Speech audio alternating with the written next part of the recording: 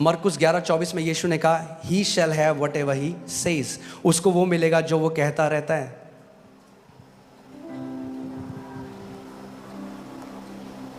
कुछ लोग हैं वो लगातार बीमारी की बात करते हैं, लगातार, हाय मेरे यहाँ दर्द, हाय मेरे यहाँ दर्द, हाय मेरे यहाँ दर्द। और ठीक है, दर्द है, उसके लिए मना नहीं कर रहे, मगर चंगाई की आयतें बोलने लग जाओ जो बाइबल में, दर्द चला जाएगा।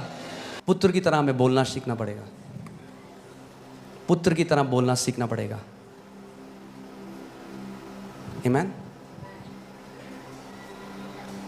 मैं ये नहीं कह रहा कि हम झूठ बोलें। अगर आप लैक में कोई बोले कहना अच्छी करोड़ों पड़े हैं अकाउंट में, मैं ये नहीं कह रहा वो करो, पर मैं कह रहा हूं बार बार मत बोलो एक गाने को, आदत बन जाएगी आपकी बोलना सबको।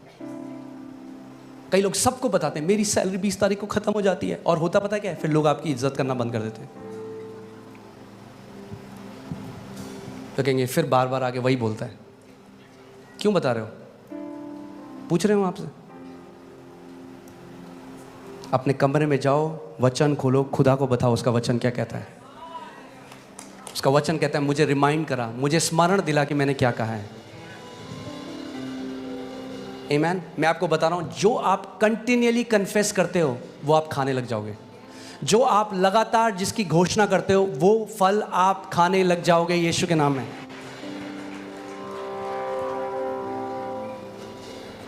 पुत्र होना है तो अपने मुंह को हमें देखना पड़ेगा।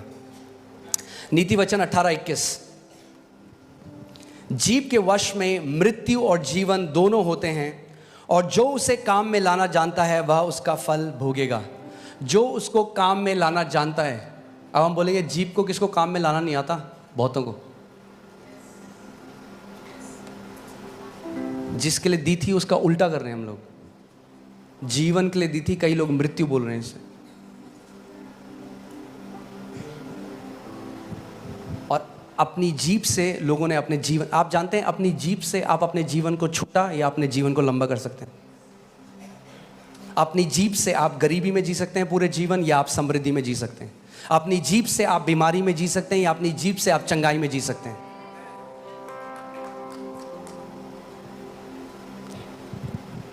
अगर हम पुत्र हैं तो हमें किसकी नकल करनी है? अपने पिता की। इफिसियों 5:1 में लिखा है कि अपने पिता की नकल करो।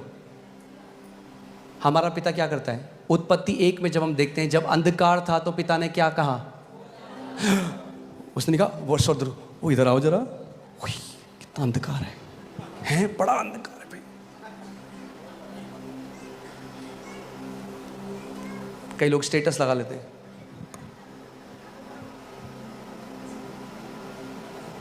अब सारे रिश्तेदारों को बता दे आप कैसे, और सबको पता है क्या करें, व्हाट्सएप स्टेटस लगा देते हैं।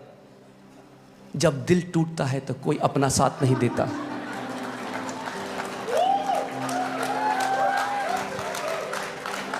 तभी तो नहीं देता साथ, झेल हो गई है लोगों की सुन सुन के। आपको सिंपैथी मत ढूंढो, वचन को ढूंढो, जीवन बदल जाएगा।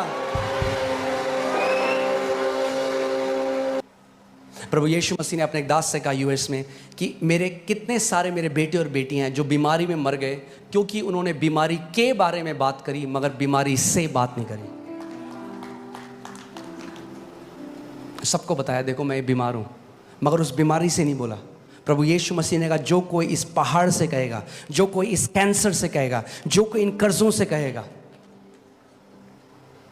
एक प्रभु के दास थे, वो उनके ऊपर इतना कर्जा था, और जब उन्होंने वो करा तो लोगों ने कहा ये पागल हो गया बंदा, ये क्या कर रहा है।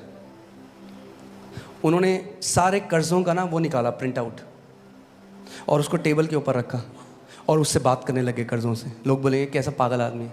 तो यीशु मसीह पेड़ से बात कर रहे थे। कोई आपने देखा कोई आदमी पेड़ से अगर बात करे तो लोग क्या बोलेंगे उसको? वो हवाओं से बात कर रहे हैं। लोग बोलेंगे भाई कान है उनके? हाँ, पूरे क्रिएशन के कान है। और वो कर्जों को बोलने लगे यीशु मसीह के नाम में मैं मत्ती 11:24 में खड़ा होता हूँ, सारे के सारे कर्जे उखड़ और समुद्र में जा पड़। बोलते गए बोलते गए बोलते गए बोलते गए बोलते गए, थोड़े बाद समय आया, सुपरनैचुरली प्रभु ने उनके सारे डेट्स खत्म कर दिए। जो आप लगातार कंटिन्यूअल कन्फेशन, जो आप लगातार घोषणा करते रहते हो, आत्मिक जहां में वो चक्का जिस दिन घूमने लगा, आपको चमत्कार मिल जाएगा आपका।